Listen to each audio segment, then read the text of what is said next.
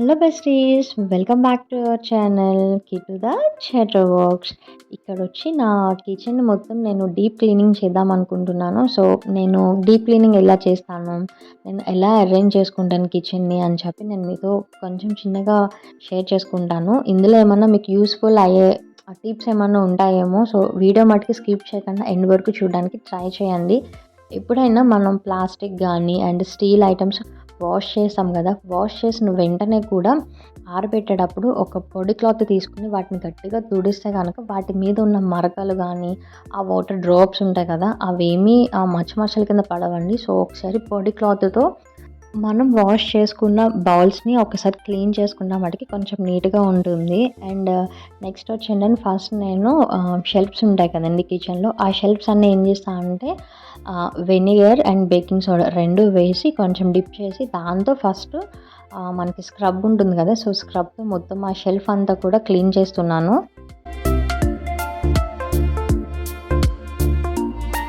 మనం స్క్రబ్తో క్లీన్ చేసేటప్పుడు ప్రతి ఎడ్జ్ కూడా, కార్నర్స్ ప్రతిదీ కూడా బాగా నీట్గా క్లీన్ చేయాలండి. అండ్ ఒక క్లాత్ తీసుకొని ఒక సైడ్ తడిపి ఇంకో సైడ్ ఏమో పొడిగా ఉంచుకోవాలి. సో ఒకసారి మనం ఆల్రెడీ స్క్రబ్ చేస్తాం కదా, స్క్రబ్ చేసినప్పుడు ఆ తడి క్లాత్తో ఒకసారి క్లీన్ చేసి దాన్ని వెంటనే కూడా పొడి క్లాత్తో మొత్తం క్లీన్గా చేస్తే దాని మీద డస్ట్ కానీ వాటర్ డ్రాప్ మరకలు కానీ ఏమీ లేకుండా ఆ ఒక కబోర్డ్ అనేది చాలా క్లీన్గా అండ్ నీట్గా ఉంటుంది.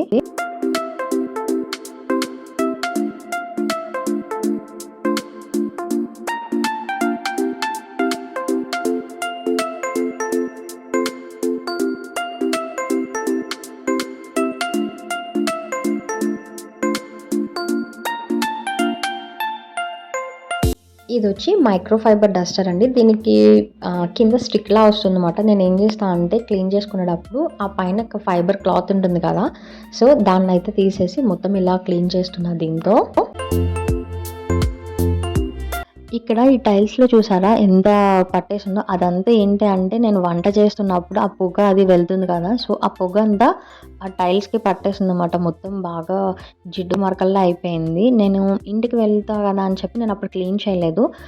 ఎందుకంటే ఇంటి నుంచి నేను రిటర్న్ వచ్చిన తర్వాత కన్ఫర్మ్‌గా ఇల్లు అనేది నేను మొత్తం డీప్ క్లీన్ చేసుకుంటా అండి. సో ఇంటి నుంచి వచ్చాక ఒక 1 వీక్ అయితే మొత్తం క్లీనింగ్ పనిలో సరిపోతుంది నాకు. ఇక్కడ ఫైబర్ క్లాత్‌తో క్లీనింగ్ అయితే చాలా వచ్చిందండి అసలు. మామూలుగా అయితే గనక నేను ఫ్యాన్ క్లీన్ చేయడానికి గానీ అండ్ వాల్స్ క్లీన్ చేయడానికి యూజ్ చేసేదాన్ని. ఇప్పుడేం చేశానంటే ఆ ఫైబర్ క్లాత్ తీసేసి ఇలా క్లీన్ చేయడం వల్ల ఏంటంటే దానికున్న డస్ట్ గానీ, మురికి మొత్తం అంతా వచ్చేసింది. అండ్ టైల్స్ కూడా నాకు చాలా ఈజీగా రిమూవ్ అయిపోయింది దానికున్న డస్ట్ అదంతా కూడా. ఇక్కడ చూసారా ఎంత క్లీన్‌గా అయిపోయిందో. ఎప్పుడైనా సరే కబోర్డ్స్ క్లీన్ చేసేటప్పుడు దాని సైడ్ ఉంటుంది కదండీ, సో అది కూడా సరే ఖచ్చితంగా క్లీన్ చేసుకోవాలి నీట్‌గా. ఫింగర్‌తో ఇలా అంటున్నప్పుడు అది చాలా స్మూత్‌గా వెళ్తుంది గానీ ఎటువంటి జిడ్డు గానీ అలా ఏం లేదు. అండ్ టైల్స్ కూడా చాలా నీట్‌గా క్లీన్ అయిపోయింది. అండ్ ఇక్కడ చూస్తున్నారు కదా, యాక్చువల్‌గా నేను కబోర్డ్స్‌లో ప్రీవియస్‌గా న్యూస్ పేపర్స్ వేశాను.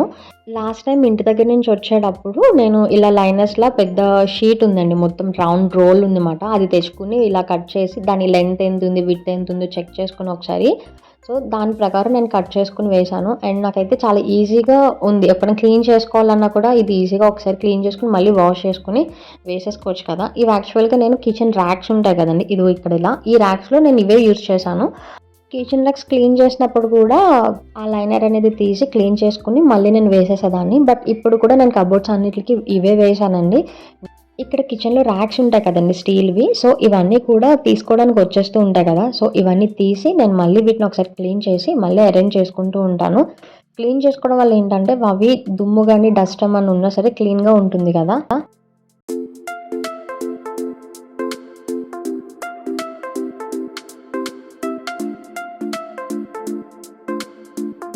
అండ్ ఇక్కడ మా కిచెన్ వచ్చి కూడా చాలా చిన్నదండి, అండ్ దట్టు ఓపెన్ కిచెన్ కూడా. సో అందుకని మనం ఎప్పుడైనా సరే కిచెన్ డీప్ క్లీన్ చేయాలి అనుకునేటప్పుడు మనం ఏ వస్తువులు వాడుతున్నాం, ఏం యూజ్ చేయకుండా పక్కన పెట్టి అన్నెసెసరీగా ఉన్నవి అనే ఐటమ్స్ని ముందు మనం ఫైండ్ అవుట్ చేసుకుని ఆ ఐటమ్స్ అన్నీ కూడా మనం ఒక వేస్ట్ బాక్సెస్ ఏమన్నా ఉంటాయి కదా, కార్డ్బోర్డ్ బాక్సెస్, సో అలాంటట్లు వేసుకొని పక్కన పెట్టుకుని మనకు అవసరం వచ్చినప్పుడు మళ్ళీ అవి తీసి యూజ్ చేసుకోవచ్చు. సో మేము ఉండేది ముగ్గురం కదా, సో అందుకని నాకు ఏదైతే అవసరమో అవి మట్టుకి నేను ముందు పెట్టుకుని రిమైనింగ్ అన్నీ కూడా నా దగ్గర కొంచెం కార్డ్బోర్డ్స్ ఉన్నాయన్నమాట, సో దాంట్లో పెట్టి నేను పక్కన పెట్టేశాను. ఇంకా ఈ స్టవ్ దగ్గరకొస్తే స్టవ్ అనేది మీరు స్టార్టింగ్ చూసారు కదా! చాలా ఆయిల్‌తో అండ్ చాలా జిడ్డు జిడ్డుగా ఉంది. సో, మనం ఎప్పుడైనా సరే స్టవ్‌ని క్లీన్ చేసేటప్పుడు ఫస్ట్ ఒక తడి క్లాత్ తీసుకొని మొత్తం స్టవ్ అంతా క్లీన్ చేయాలండి. సో, క్లీన్ చేసిన తర్వాత దాని మీద ఆయిల్ మరకలు కానీ, అన్నం మెతుకులు ఏమీ లేకుండా మొత్తం క్లీన్ అయిపోతుంది కదా! సో, దాని తర్వాత వెనిగర్ అండ్ బేకింగ్ సోడా 2 కూడా మిక్స్ చేసుకొని ఒక క్లాత్ తీసుకొని దాన్ని డిప్ చేసి వెనిగర్ అది డిప్ చేసిన క్లాత్ ఉంది కదా! దాంతో మొత్తం స్టవ్ అంతా కూడా నీట్‌గా క్లీన్ చేయాలండి. మొత్తం ఏ ఒక్క ఎడ్జ్ వదలకుండా మొత్తం క్లీన్ చేసుకొని మనకి గ్రీన్ స్క్రబ్ ఉంటుంది కదా! సో, దాంట్లో నేను కొంచెం విమ్ లిక్విడ్ యాడ్ చేశాను. సో, ఆ లిక్విడ్ యాడ్ చేసి మొత్తం అంతా స్క్రబ్ చేసుకుంటూ వచ్చాను. ప్రతి ఎడ్జ్ కూడా నీట్‌గా ఈ జిడ్డు మరకలు అవి లేకుండా కూడా బాగా స్క్రబ్ చేస్తే కనుక దానికున్న ఆయిల్‌నెస్ కానీ అండ్ కొంచెం పాలు అవి పొంగినప్పుడు బ్లాక్ అయిపోతూ ఉంటుంది కదా! సో, అలాంటివి ఏమున్నా సరే చాలా ఈజీగా అండ్ ఐ మీన్ నీట్‌గా క్లీన్ అయిపోతుందన్నమాట స్టవ్ అనేది.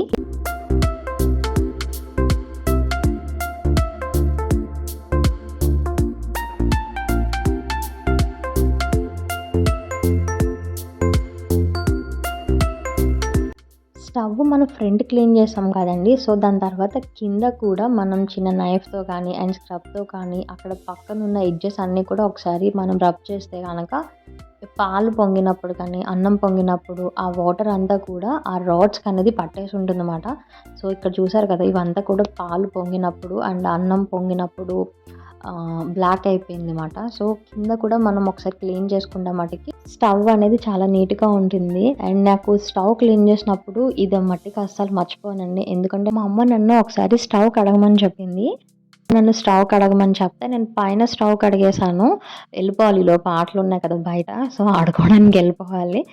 నేనేమో నార్మల్‌గా స్టవ్ మొత్తం పైన క్లీన్ చేసేసి ఎండ్‌లో పెట్టి వెళ్ళిపోయాను. అండ్ రిటర్న్ రాగానే మా అమ్మ నన్ను ఒకటిచ్చి, "స్టవ్ పైన క్లీన్ చేసావు ఓకే. బట్ స్టవ్ కింద ఎవడు క్లీన్ చేస్తాడు? ఎవడన్నా వస్తాడా క్లీన్ చేయడానికి" అని అంది. అప్పటినుంచి నేను స్టవ్ ఎప్పుడు క్లీన్ చేసినా సరే, స్టవ్ కింద పార్ట్ కూడా ఖచ్చితంగా క్లీన్ చేస్తానండి. అండ్ టైల్స్ ఇవన్నీ కూడా సేమ్ అండి. Baking soda and vinegar 2 mix చేసి మొత్తం అంతా స్క్రబ్ చేసి వాటర్‌తో మొత్తం క్లీన్ చేసేసుకుంటే గనక టైల్స్ అనేవి కూడా చాలా షైనీగా అండ్ చాలా నీట్‌గా ఉంటుంది.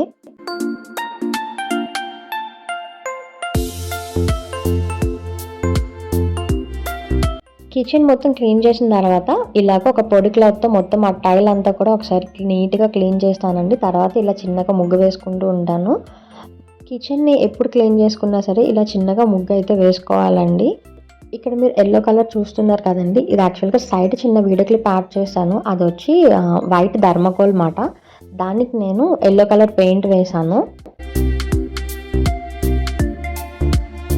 ఇవి ఉన్నాయి కదా! ఇవి లాస్ట్ టైమ్ ఇంటికెళ్ళినప్పుడు అమ్మ దగ్గర నుంచి తెచ్చుకున్నామాట. మా అమ్మ యూజ్ చేయట్లేదు. ఖాళీగా ఉన్నాయి కదా అని చెప్పి నేను తెచ్చేసుకున్నాను.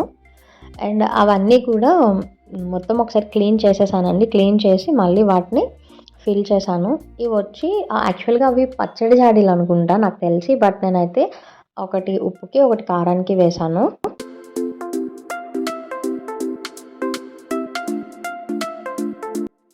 ఇక్కడ ఈ చిన్న స్పేస్ నేనెందుకు పెట్టుకున్నానంటే స్పైసెస్ ఉంటాయి కదా! సో, ఆ స్పైసెస్ పెట్టుకోవడానికి బావుంది అని చెప్పి నేనిలా పెట్టుకున్నా. ఎందుకంటే నాకు కిచెన్‌లో ఉండేది చాలా అంటే చాలా చిన్ని స్పేస్ అండి. ర్యాక్స్ కూడా ఏమీ ఎక్కువ లేవు. జస్ట్ మీరు చూసారు కదా! పైన ఉన్నాయి కదా! నేను క్లీన్ చేసిన ఆ 2 ర్యాక్స్ ఉంటాయి అండ్ కింద ర్యాక్స్ ఉంటాయన్నమాట. సో, నేను ఆల్మోస్ట్ ఉప్పు గానీ, రాక్ సాల్ట్ యూజ్ చేస్తూ ఉంటాం. అవన్నీ పెద్ద పెద్దవుంటాయి. అవన్నీ నేను పైన డబ్బాల్లో వేసి ఫిల్ చేశాను. చిన్న చిన్న మసాలా గానీ, ఉప్పులు, కారాలు ఇవన్నీ నేను స్టవ్‌కి నాకు దగ్గరలో పెట్టుకోవడం అని చెప్పి ఇలా పెట్టుకున్నా. ఒకవేళ ఇంకా కొంచెం పెద్ద ర్యాక్ తీసుకుందాం అంటే నాకు స్పేస్ ఉండదు. అందుకని సో, ఈ థర్మాకోల్ ఉంటే నేను దీనికి ఇలా అరేంజ్ చేసుకున్నామాట. ఎప్పుడైనా సరే కిచెన్‌లో చిన్నగా అన్నపూర్ణ దేవిది ఉంటే మంచిది అని చెప్పి నాకు మా అమ్మమ్మ చెప్పింది. అందుకని చెప్పి చిన్నగా అమ్మవారు ఉంటే దాంట్లో నేను బియ్యం వేసి అమ్మవారిని పెట్టాను. ఇక్కడ స్టవ్ కూడా మొత్తం నేను క్లీన్ చేసి సెట్ చేసేసానండి. ఇక్కడ మీరు చూస్తున్నట్టయితే ఫస్ట్ స్టవ్‌కి ఇప్పుడు కొంచెం షైనీ అనేది వస్తుంది. ఎందుకంటే మనం బేకింగ్ సోడా అండ్ వెనిగర్‌తో క్లీన్ చేసాం కదా! అందుకు. స్టవ్ కింద నేనెప్పుడూ ఈ 2 కంచాలు పెడుతూ ఉంటానండి. అవి మేమేం యూజ్ చేయము. ఎప్పుడో పాతవి మాట. సో, ఇంకా 2 నేను అలా పెట్టాను.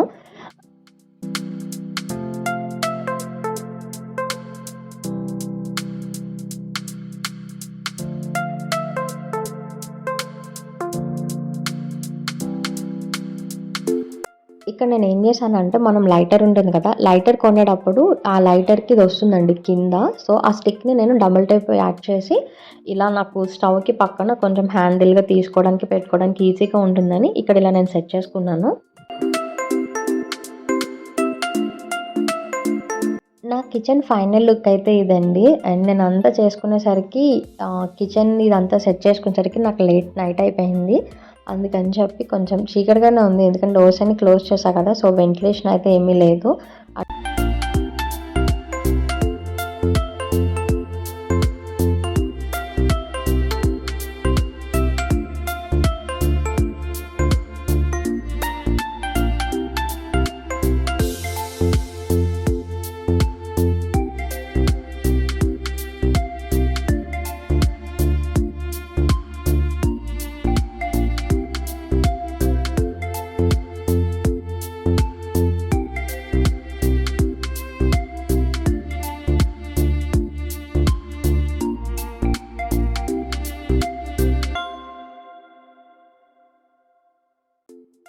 ఇక్కడొచ్చి ఇది బిప్పేపా ఉంటుంది కదండీ! సో, బియ్యం వేసుకుంటాం గదా! అదుంటుంది. దాని పైన చిన్నగా నేనొక మనీ ప్లాంట్ పెట్టుకున్నా. దాని పక్కన రెడ్ కలర్ ఉంది గదండీ! సో, అది నేను డీఐవై చేసుకున్నాను. యాక్చువల్‌గా ఇదేంటి అంటే స్టవ్ క్లీన్ చేయడానికి అని అండ్ మనం దోసలు అవి వేసినప్పుడు పాన్ క్లీన్ చేసుకుంటాం కదా! సో, దానికి నేను టిష్యూస్ అన్నీ దీంట్లో వేసుకుంటూ ఉంటానన్నమాట. సో, నాకు దగ్గరగా ఉంటుంది తీసుకోవడానికి, పెట్టుకోవడానికి.